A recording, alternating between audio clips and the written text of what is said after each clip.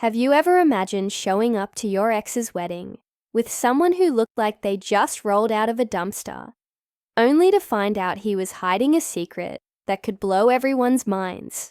Well, Lucia Mendoza sure did. She wasn't rich, glamorous, or even slightly lucky in love. She was just a girl trying to survive the mess life had handed her. Overdue bills, heartbreak, and an invitation to the last place she wanted to be, her ex-boyfriend's dream wedding. And when the pain of humiliation became too much to bear, she made a wild decision, one that would change everything. She picked up a total stranger off the street, a man who smelled like old coffee, wore torn clothes, and had no shoes on his feet. His name was Dylan, or at least that's what he told her. He was mysterious, sarcastic, and oddly calm for someone living on the sidewalk outside a fancy restaurant. But Lucia didn't care about his past. All she needed was someone who could pretend to be hers, someone who'd walk into that glittering ballroom with her and make her ex realize she hadn't fallen apart after their breakup. Someone who'd look like $1 million without actually costing one. What she didn't know was that this Beggar she found on the street was worth millions, literally.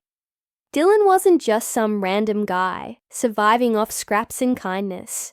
He was once the CEO of a powerful tech company, the face of headlines, and the heir to a fortune so big it could buy half the city. He'd walked away from it all, choosing invisibility over fame, silence over noise, but Lucia didn't know any of that yet. All she saw was a chance at revenge, a little dignity, and maybe, just maybe, a way to prove she was still in control of her own story. But as the wedding lights dimmed, the secrets began to crack open, one by one, and soon, Lucia found herself tangled in something far bigger than she ever imagined. A web of lies, hidden identities, and emotions she couldn't quite explain. Because while she thought she was using him to get back at her ex, Dylan was quietly turning her world upside down in ways she never saw coming. So what happens when a poor girl falls for a man who used to have it all but chose to disappear? What happens when the fake date becomes real? When the laughter turns into something deeper and the secrets start to hurt more than the truth? Well, that's where the real story begins. Lucia didn't know what to say. She just stood there, frozen, in place, the weight of Dylan's words pressing down on her, like a storm she hadn't seen coming. The woman who had walked into their lives like a cold wind was already gone, disappearing as quickly as she had appeared, leaving behind only questions and a name, Navarro Tech, a name Lucia had heard before, but never imagined would be connected to the man standing beside her now. Dylan didn't look at her. He just kept staring ahead, his jaw tight, his hands still in his pockets, like he was trying to hold himself together. Lucia felt something shift inside her, like the ground under her feet had suddenly become unstable. She wanted to ask him everything. What that woman knew, why she looked at him like she recognized a ghost, why he hadn't told her any of this before. But she couldn't find the words. The garden around them was silent, except for the rustle of leaves in the evening breeze. Somewhere inside the hall, laughter echoed. Music played softly. Glasses clinked. Life was moving forward without them, unaware of the bombshell that had just dropped. Finally, after what felt like forever, Dylan turned to her. His eyes were unreadable, guarded. "It's not what you think," he said quietly, almost too calmly. Lucia let out a short laugh, shaking her head. "You keep saying that, Dylan. But how many more things are you hiding from me?" He hesitated, and that hesitation alone was enough to confirm her worst fears. That there was more, much more. "I told you not to ask about my past," he said carefully. "I didn't lie. I just didn't tell you everything.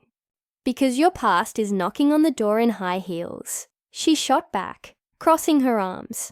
And apparently, she used to work at Navarro Tech, which, by the way, isn't some obscure company. That's one of the biggest tech corporations in the country. You could have told me that part. Dylan exhaled slowly, rubbing the back of his neck. I didn't want it to matter, but it does.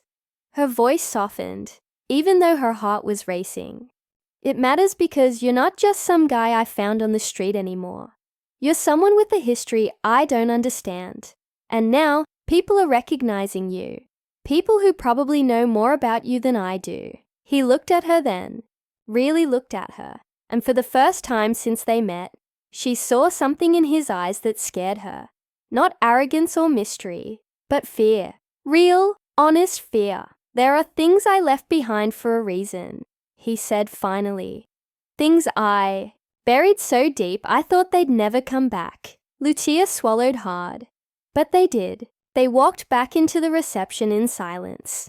The air between them thick with unspoken words. Inside, the party was still in full swing. Couples danced. Waiters moved gracefully between tables. And Adrienne and Rebecca were nowhere in sight. For a moment, Lucia wished she could pretend nothing had happened. Pretend that Dylan was exactly who he said he was. A man she had hired to play a role, nothing more. But pretending had never been her strong suit. As they sat back at their table, Rebecca appeared again, this time with a glass of champagne in hand and a smile that didn't quite reach her eyes. Everything okay? She asked, glancing between them. You two disappeared again. Lucia forced a smile. Just needed fresh air. Rebecca raised an eyebrow, clearly unconvinced. Well, enjoy it while it lasts. The speeches are about to start. She walked off, leaving Lucia with a bitter taste in her mouth. It wasn't just Rebecca's presence that bothered her. It was the way Dylan had reacted to the woman in the garden. There was something deeper going on, something he wasn't telling her.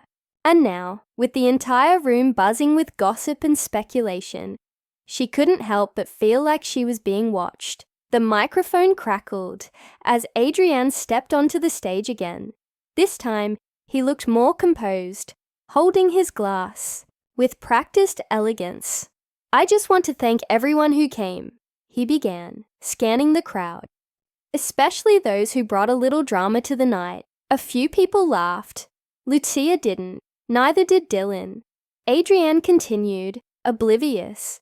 Life has a funny way of bringing us together, breaking us apart, and sometimes giving us second chances. Lucia felt Dylan stiffen beside her. She glanced at him, but his expression was unreadable once again. And speaking of second chances, Adrienne added, looking directly at her, I hope you're all enjoying tonight. Because believe me, there's more where that came from. This room erupted in polite applause, but Lucia barely heard it. Her mind was racing. Was that a threat, a warning, or just another one of Adrienne's smug attempts at humor? Then, Rebecca joined him on stage, linking her arm through his with a bright smile. And let's not forget, she said, taking the mic, that every good party needs a little drama. After all, what's a wedding without a plot twist? More laughter, more clinking glasses, but Lucia could feel the tension rising in her chest. Like a slow-burning fire, she turned to Dylan. What is she talking about? He shook his head. I don't know, but she didn't believe him. Later that night, as the reception wound down and guests began to leave, Lucia noticed the same woman from the garden, watching them from across the room. She was talking to someone now, an older man in a dark suit, his face stern, his posture rigid. They weren't smiling, they weren't celebrating, they were observing. Lucia nudged Dylan. She's still here. He followed her gaze, and his expression darkened. Damn it. What is it? She pressed. Who are they? They're from Navarro, he muttered. Or at least they used to be. I mean, they're part of the reason. I left everything behind. Lucia's stomach twisted. So this isn't over. No, he admitted. It's just beginning. Before she could ask anything else, the woman caught Dylan's eye and gave him a small nod. A silent message passed between them, one that made Dylan's grip tighten around his glass. Lucia leaned in. What now? We go home, he said, standing up. And we talk. She nodded, but as they made their way out of the venue, she couldn't shake the feeling that they were being followed. Back at the apartment, the silence was suffocating. Dylan paced the living room, while Lucia sat on the couch, watching him, with a mix of frustration and concern. Okay, she said finally. Talk. He stopped, running a hand through his hair. There's no easy way to say this. So say it the hard way. He sighed. I was the CEO of Navarro Tech until 2 years ago. Lucia blinked. You were what? I ran the company. My father built it, and I inherited it when he passed away. But it got messy. There was a scandal, corruption allegations, legal battles, media frenzy. I lost control. I lost everything. She stared at him, trying to process the words. And you didn't think this was worth mentioning? I didn't think it mattered, he said. Not until tonight. Lucia shook her head. That woman knew who you were. Those people on stage, they were hinting at something. What aren't you telling me? Dylan hesitated. I think Adrienne knows. Her breath caught. Knows what? That. I'm not who I pretended to be tonight. That I'm not just some random guy you picked off the street. And if he knows, others might too. Lucia felt a chill run down her spine. So what happens next? Dylan looked at her, his expression grim. I don't know. But whoever sent that woman to find me, they won't stop until they get what they want. Lucia swallowed hard. The game had changed. The fake date, the revenge plan, the simple act of defiance against her ex. It was all unraveling into something far more dangerous than she ever imagined. And she was right in the middle of it. Lucia didn't know how long she could keep pretending everything was fine. Dylan had left the apartment that morning, like it was any other day, but she knew better. He hadn't said much over breakfast. His usual teasing replaced by quiet glances and half smiles that never quite reached his eyes. The letter from Navarro Holdings still sat on the kitchen counter, untouched since he'd read it the night before. It was short, formal, and impossible to ignore. A request for him to return to the company's board for an emergency meeting. Something about internal turmoil, legal threats, and the future of the tech empire he once led. She had tried not to ask questions, giving him space to process whatever storm was brewing inside him. But now, as she paced the small living room with her phone in hand, she felt the weight of uncertainty pressing down on her chest. She wanted to believe this was just another business matter, something he could walk away from without looking back. But deep down, she knew better. Dylan wasn't just running from his past. He was tied to it, whether he liked it or not. The doorbell rang, snapping her out of her thoughts. She hesitated before opening the door, expecting to see Dylan standing there with some kind of explanation. Instead, she found herself face to face with a man she had only seen in news headlines. Elias Navarro, Dylan's uncle, and one of the most powerful figures in the tech world. He looked exactly like the photos. Sharp suit, cold eyes, and a presence that made the air feel heavier. Lucia Mendoza, he said, his voice smooth but firm. We need to talk. She crossed her arms, instinctively defensive. I don't think so. I'm not here to cause trouble, he assured her. I'm here because my nephew is making a mistake. A big one. Lucia narrowed her eyes. What kind of mistake? The kind that puts everything at risk. Elias replied, stepping closer. You know who Dylan used to be. You've seen the life he left behind. But what you might not realize is that his absence has consequences. Consequences that affect more than just him.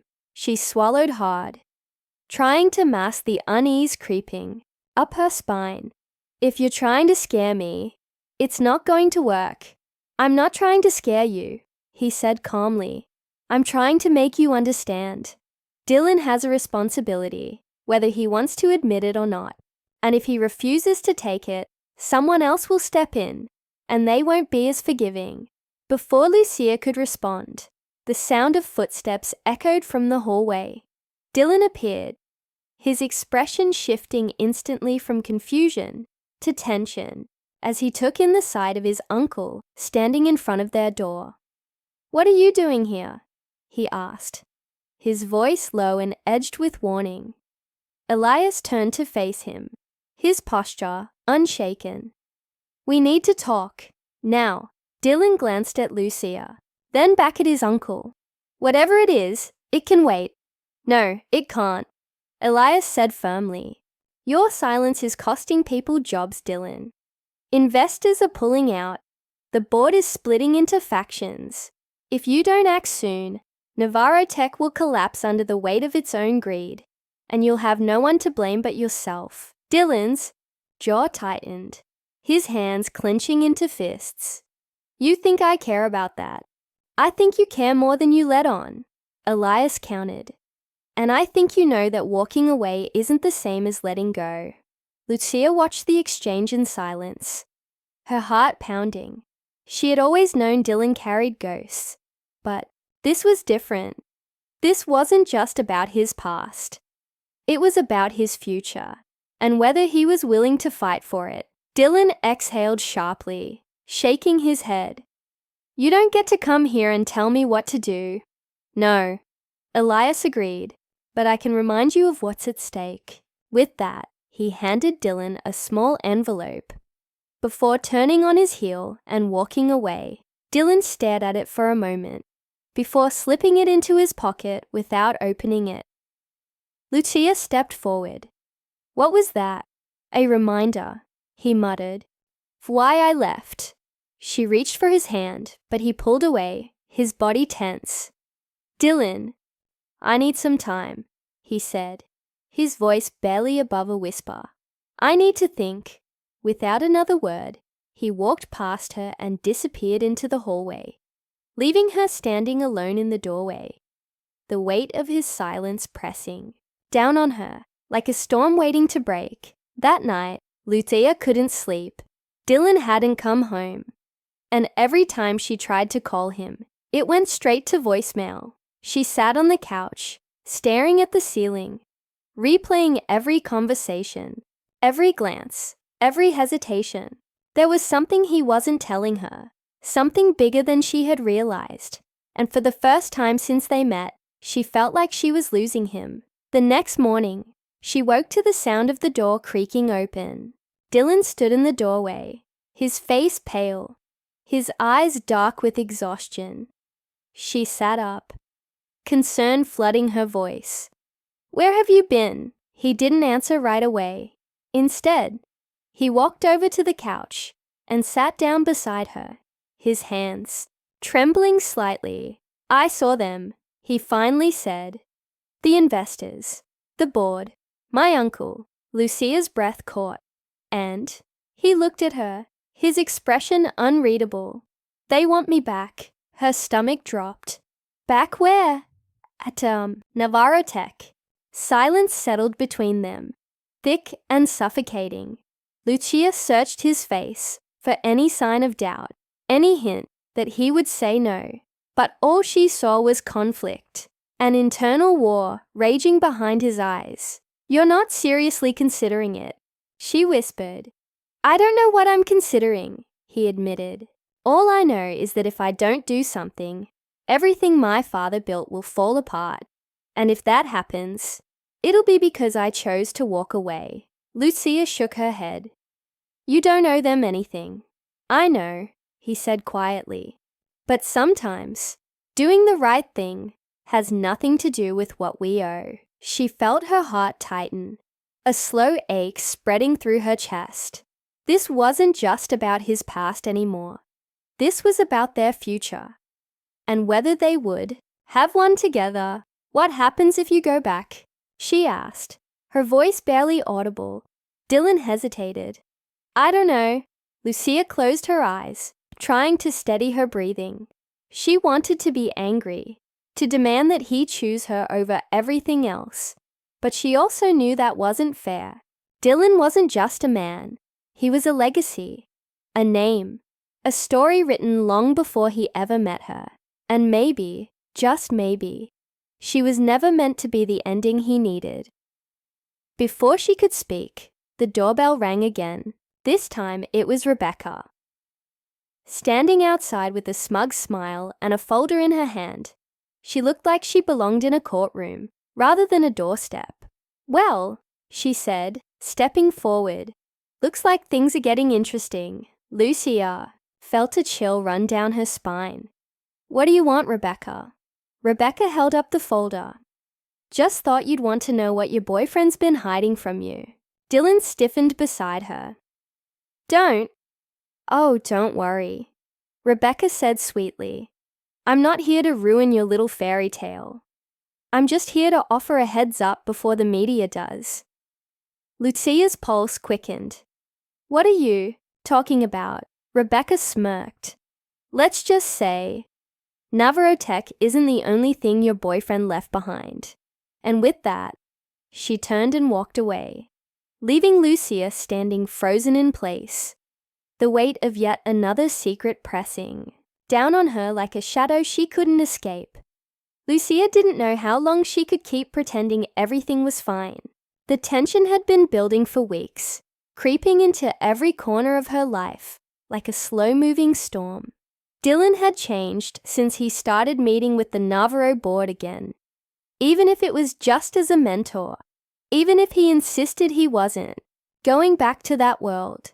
He was quieter now, more withdrawn, and though he still laughed at her jokes and kissed her forehead before bed, there was something else beneath it all. A weight he wasn't sharing, and then came the letter. It arrived, in a plain white envelope. No return address, just her name written in sharp, precise handwriting. She almost didn't open it. Almost. But curiosity won, as it always did. And when she unfolded the paper, her heart stopped reading the first line. You should have kept walking when you saw him on the street. The message was short, but its meaning was clear. Someone knew, not just about Dylan's past, not just about his ties to Navarro Tech, but about her, about them. And worse, whoever sent it didn't want them together. At first, Lucia tried to brush it off as some kind of sick joke, maybe from one of the tabloid reporters who still circled their lives like vultures, hoping for another scandal. But then came the second letter, and the third, each one more threatening than the last. He doesn't belong to you. You're not part of this story. Walk away while you still can. Lucia didn't tell Dylan. Not right away. She told herself she was protecting him, that he already had enough to deal with. But deep down, she was scared. Scared of what he would do if he found out. Scared of what it meant that someone was watching them so closely. Watching her. Then came the night everything changed. They were at the cultural center, putting up decorations for the upcoming community festival, when the lights flickered and went out. At first they both laughed, assuming it was just a power outage. But then the door creaked open behind them. Dylan! A voice called from the darkness. Not a greeting. A statement. Dylan froze, his body tensing instantly. Lucia turned toward him, her pulse spiking. Who is that? A man stepped forward, barely visible in the dim moonlight filtering through the windows. Tall, broad-shouldered, dressed in a suit that looked too expensive for the neighborhood. His face was familiar, but Lucia couldn't place it at first, until Dylan spoke. Marcus. The name came out like a curse. The man took another step forward, hands in his pockets, expression unreadable. You knew this would happen eventually. Dylan exhaled sharply, stepping slightly in front of Lucia, as if to shield her. I made it clear I wanted nothing to do with any of it. You made a lot of things clear, Marcus replied. But your father's will says otherwise. Lucia's breath caught. What are you talking about? Marcus finally looked at her, his gaze cold. Didn't he tell you? There are conditions attached to Dylan's inheritance. One of them being that he must return to the company within 5 years of his disappearance. That deadline expires next week. Lucia felt the air leave her lungs. That's not true. It is, Dylan muttered, not looking at her. I never signed the official release papers. My lawyer said we'd handle it later. And now later has come knocking. Marcus added smoothly. Navarro Holdings needs leadership. The board is divided. Investors are pulling out. If you don't take control soon, everything your father built will collapse. Lucia stared at Dylan, searching his face for something. Denial, anger, anything. But he just stood there, silent. You knew, she whispered. You knew this was coming. I didn't think it mattered, he said quietly. I thought I could walk away. Well, you can't, Marcus said. And neither can she. Lucia stiffened. What does that mean? Marcus pulled something from his coat pocket. A small black device. A flash drive. This is everything, he said. Proof of your connection to Dylan. Photos from the wedding. Your personal information. Everything your little project has ever done. If he refuses to return, this gets released. And you'll be implicated in an ongoing corporate investigation. Lucia's stomach dropped. You're blackmailing me? We prefer the term motivation. Marcus said coolly. Come, back, Dylan, or watch everything you care about fall apart. Then he turned and walked out, leaving only silence in his wake. Lucia didn't move for a long time. When she finally spoke, her voice was barely above a whisper. Is it true? Are they really going to destroy everything if you don't go back? Dylan swallowed hard. They'll try. She shook her head, tears burning her eyes. So what now? You leave again? Go back to that world and disappear into it. I don't know, he admitted, but I won't let them hurt you. You already did, she said softly. By not telling me. Before he could answer, the lights flickered back on. The room was suddenly filled with sound. Distant laughter, music from outside, the normalcy of life moving forward. But inside, everything had shifted. Lucia turned away from him, wrapping her arms around herself. I need time. Dylan reached for her hand, but she pulled away. Please. He nodded slowly, his jaw tight. Okay. As she walked out of the center, the weight of the moment pressed down on her chest, like a storm waiting to break. She didn't know what Dylan would choose. She didn't know what she would choose. All she knew was that time was running out, and the truth was about to explode. Lucia had always believed that once the dust settled, life would finally feel predictable again. After Dylan's return from Navarro Holdings and their quiet decision to stay out of the spotlight, she thought they had found a rhythm, a way to live without the weight of expectation pressing down on them every day. The cultural center thrived. The kids kept growing, and even the cats seemed happier now that they weren't fighting over couch space with a runaway CEO. But peace, Lucia was beginning to learn, was often just an illusion. It started with a phone call late one night. Dylan had been asleep beside her, one arm draped loosely around her waist, when his phone buzzed insistently on the nightstand. He stirred, groaned, and reached for it without fully waking up. Yeah, he mumbled, voice thick with exhaustion, then silence. Lucia felt him tense beside her, His breathing changed. Shallow, sharp. She turned slightly, watching his face in the dim glow of the streetlights filtering through the window. His eyes were wide open now, fixed on something unseen. Whatever he was hearing on the other end of the line wasn't good. "No," he said quietly, after a long pause. "No, I'm not coming back." There was another stretch of silence as the person on the other side spoke. Then Dylan sat up abruptly, swinging his legs over the edge of the bed. "You don't understand," he said, rubbing a hand over his face. "That part of my life is over. I'm not getting involved in this." Lucia sat up too, concern tightening in her chest. She reached for his shoulder, but he didn't respond. Finally, he exhaled sharply and said, "Fine. Tell them I'll talk to them tomorrow." He hung up and sat there, staring at the floor, like it held all the answers he needed. "Who was that?" Lucia asked softly. He didn't look at her. "Navarro Holdings." She frowned.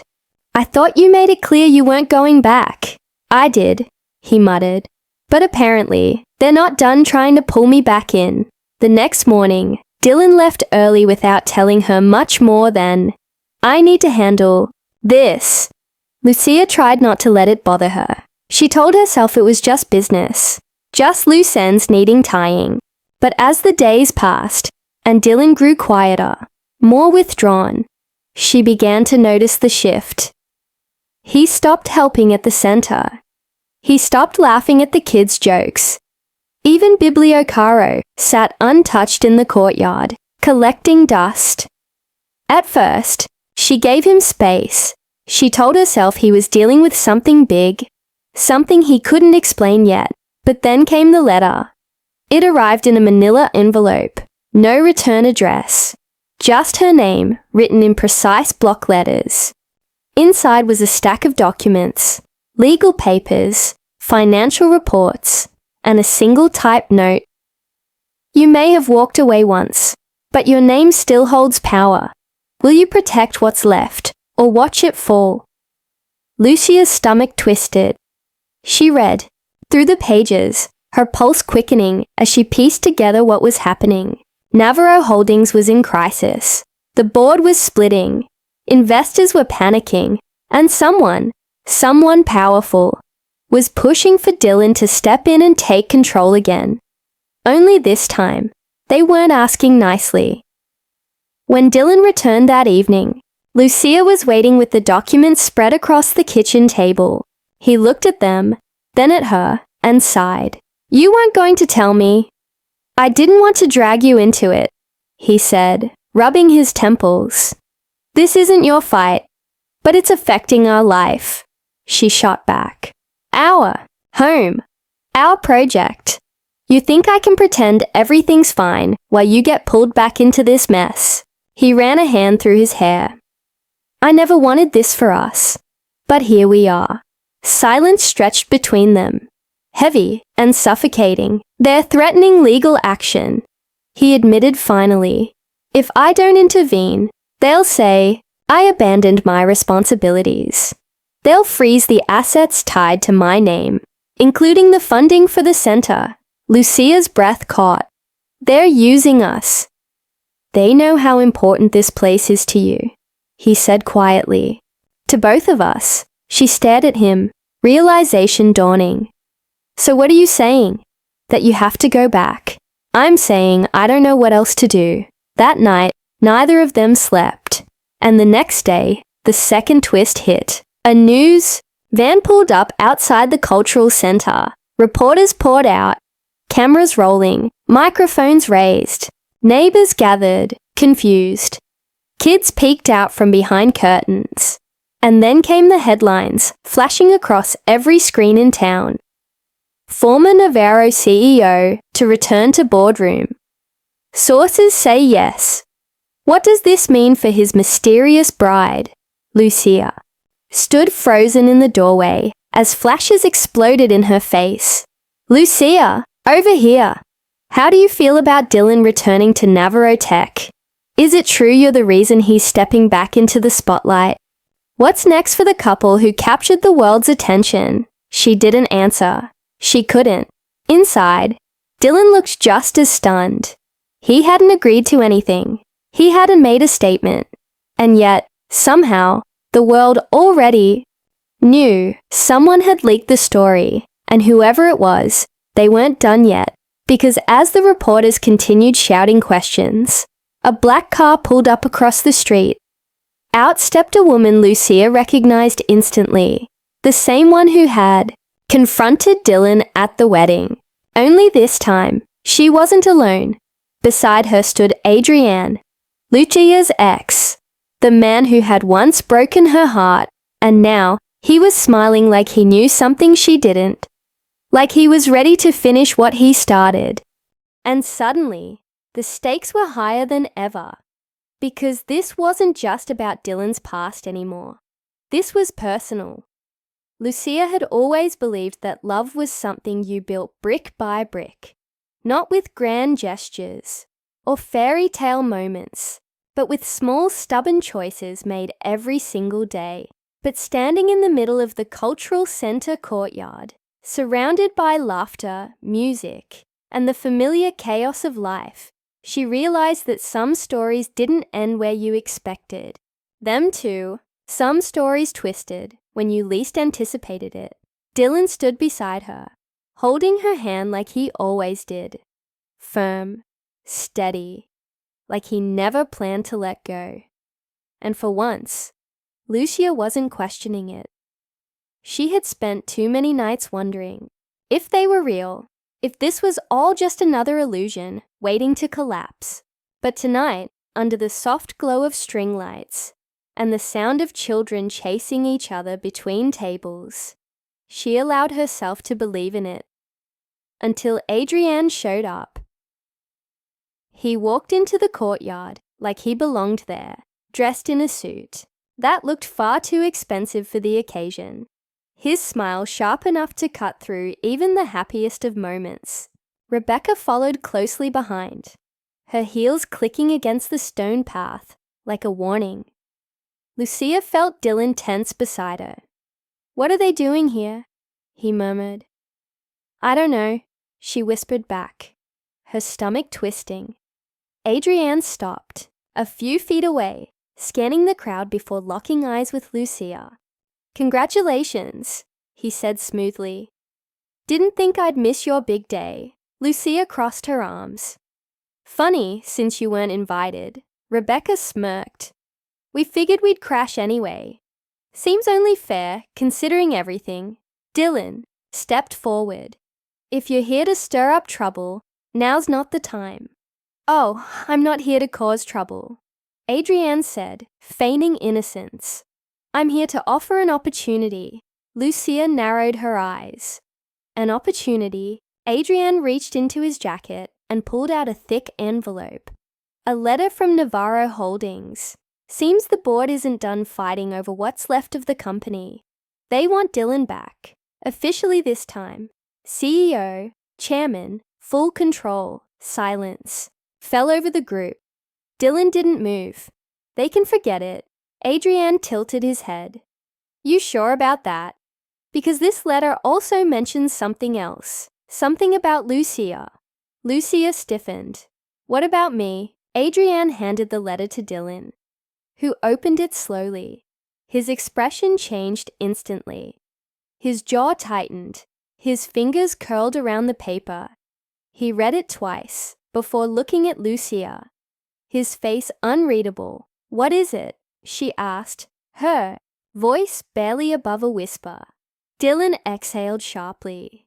"They're saying you're connected to the company, that you have legal ties to my father's will." Lucia blinked. "That's impossible." But as Dylan scanned the document again, his face paled. "There's a clause, one I never knew existed. If I step down permanently, the remaining shares of Navarro Holdings go to the person named in my father's final trust." Lucia's breath caught. "And that's me?" Dylan nodded slowly. "It looks like it." The words hit her like a wave. Everything, the wedding invitation, the blackmail letters, Rebecca's cryptic remarks. It all started to make sense. Someone had known. Someone had been waiting for this moment. Adrienne smiled. So what do you say, Lucia? Feeling lucky, Lucia took a step back, shaking her head. This has to be a mistake. It's not, Dylan said quietly. My father must have put it in place years ago. Probably thought it would force me back into the system. Lucia looked at him, searching for anger, betrayal, something. But all she saw was confusion, and maybe even fear. I don't want this, she said finally. I never did. Adrienne chuckled. Maybe not. But now that you've got it, what are you going to do with it? Dylan turned to her, his voice low. You don't have to decide anything right now. But she should know, Rebecca interjected. Because if she walks away, the board will take control. And we both know what happens next. Lucia swallowed hard. This wasn't just about Dylan anymore. It wasn't just about revenge or scandal. It was about power. Real, undeniable power. And she had it.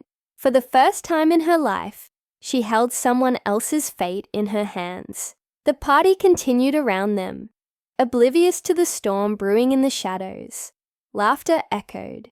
Music played. Children ran freely across the courtyard. Life went on, but Lucia stood frozen, staring at the letter, at the name written in black ink, at the truth that had been hidden for so long. She looked at Dylan. I never wanted any of this. I know, he said gently. But now you have to choose. Lucia closed her eyes, taking a deep breath. Then she looked at Adrienne, at Rebecca, at the weight of a past she had never asked to inherit. And she made her decision. I'll take it. Dylan's eyes widened slightly, but he didn't stop her. Adrienne grinned. Smart girl. Lucia took the letter from Dylan's hands and folded it carefully. But not the way you think. Before anyone could react, she turned and walked toward the center's office. Inside, she grabbed a pen, wrote a short note, and sealed the letter inside an envelope. Then she walked straight to the mobile library Dylan had built, placed the letter inside one of the books, and locked the cart shut. She turned back to Dylan, her expression calm. It's not yours. It's not mine. And it's definitely not theirs. Dylan stared at her for a moment, then let out a slow breath. What now? Lucia smiled. Now we keep building, the way we always have. Behind them, Adrienne and Rebecca watched in silence, realizing they had lost, not to money, not to power, to something far more dangerous. Love. The morning after the wedding, Lucia woke up to the sound of birds chirping outside the window and the smell of burnt toast. She smiled without opening her eyes. Some things never changed. Dylan was still terrible at cooking, but he tried anyway, and that was what mattered.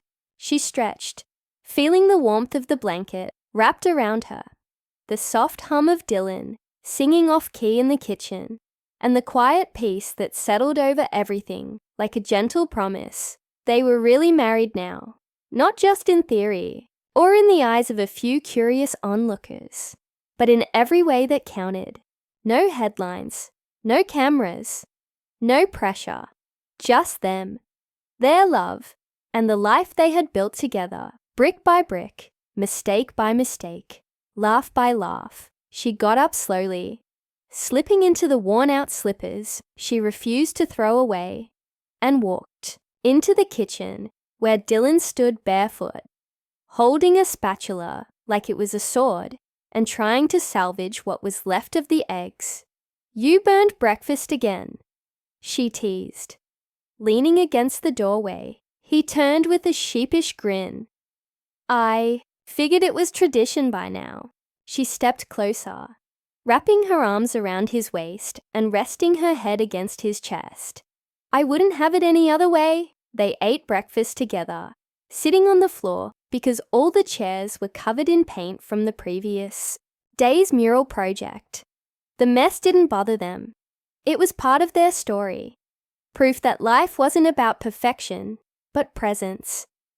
Later that afternoon, they walked through the neighborhood pushing Biblioferg, the colorful van that had replaced the wobbly cart. It had been donated by a local business owner who believed in their mission to bring books, games, and stories to places where they were needed most. Children ran toward them as soon as they saw the painted van, shouting excitedly, "Already!" If forming a line before Dylan even opened the door. Lucia watched him interact with the kids, handing out books with exaggerated drama and pretending to be surprised when one of them recited an entire poem from memory. He looked happy, truly happy, and so did she. That night, as they sat on the rooftop of the cultural center, watching the city lights flicker below, Lucia turned to Dylan. "Do you ever miss it?" she asked quietly. "The old life?" Dylan thought for a moment before answering. "Sometimes I miss the ease of it, the money, the convenience, but not the person I became while living that life. I don't miss being invisible in a crowd of people who only saw my name." Lucia nodded. "And do you regret walking away from it all?" He shook his head. "Not anymore. I used to think losing everything meant failure.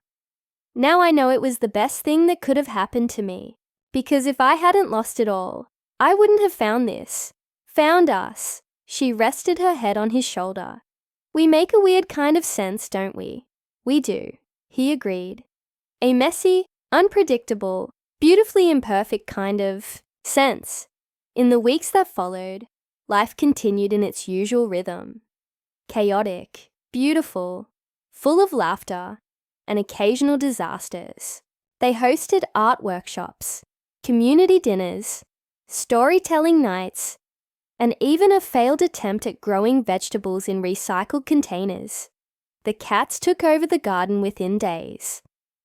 One evening, while organizing donated books, Lucia found a familiar envelope tucked between the pages of an old novel. Inside was a letter from Navarro Holdings, addressed to Dylan. It outlined the company's official transition plan, thanking him for his mentorship and acknowledging the impact he had made during his brief return. She handed it to him without a word. He read it carefully, then folded it neatly and placed it in the recycling bin. "No sentimental value?" she asked. "None," he said simply. "My legacy isn't written in boardrooms or stock reports. It's here, with these kids, with you." Lucia smiled. "You're getting good at this whole humble thing." "I'm learning," he admitted. Slowly, time passed and the world moved on. The media stopped chasing them. The gossip sites found new stories, and the scandal that once defined their lives faded into something distant and irrelevant. But Centro Risas remained, a symbol of resilience, love, and second chances. On the first anniversary of the center's founding, Dylan organized a small celebration. There were handmade banners, mismatched plates filled with food donated by neighbors, and a playlist curated by the teenagers who insisted on playing only vintage songs from the early 2000s. Lucia gave a short speech, thanking everyone who had helped turn a dream into reality. When she finished, she looked at Dylan, who stood beside her, holding a plate of slightly burnt cake. "This is our real victory," she said, gesturing around them. "Not the headlines, not the past, but this, right here." He kissed her forehead, whispering, "Told you we'd figure it out." Months later, they received an unexpected visitor, Camila Torres, from the Horizon Foundation. This time, her tone was different, respectful, almost apologetic. "We've been following your work," she said, looking around the center. "You've built something incredible here." Lucia offered her a seat. "Thank you. We're proud of it." Camilla hesitated before speaking again. "We'd like to offer our support, not for exposure, not for branding, but because we believe in what you're doing." Lucia and Dylan exchanged a glance. "We appreciate the offer," Dylan said. But we're not looking for sponsors. We want to keep things simple, authentic. Camila nodded. I understand. Still, if you ever change your mind. She handed Lucia a card, which she accepted politely, but didn't immediately place in her bag. After Camilla left, Lucia turned to Dylan. Do you think we made the right choice? He shrugged. I think we made our choice. That's what matters. As the seasons changed, so did they. Not in dramatic ways, but in small, meaningful shifts. Dylan learned how to cook without burning everything. Lucia finally fixed the frayed corner of his pillow. They added more clauses to their emotional contract. Mandatory dance breaks, weekly movie nights, and a rule that neither of them would stay mad for more than a day. And when the city faced another rainy season, they didn't worry. They knew the roof held strong, the walls stood firm, and the people inside, both young and old, were safe. One evening, while walking home from the center, Lucia paused near the North Avenue Bridge, the place where everything had begun. Dylan stopped beside her. Thinking about how it all started, she nodded. It feels like forever ago. And yet, we're still here. She leaned into him. Still here. He kissed the top of her head. Wherever here ends up being next, the stars, above them, twinkled like tiny promises, and the city buzzed softly beneath their feet. Life wasn't perfect, but it was theirs, and that was enough.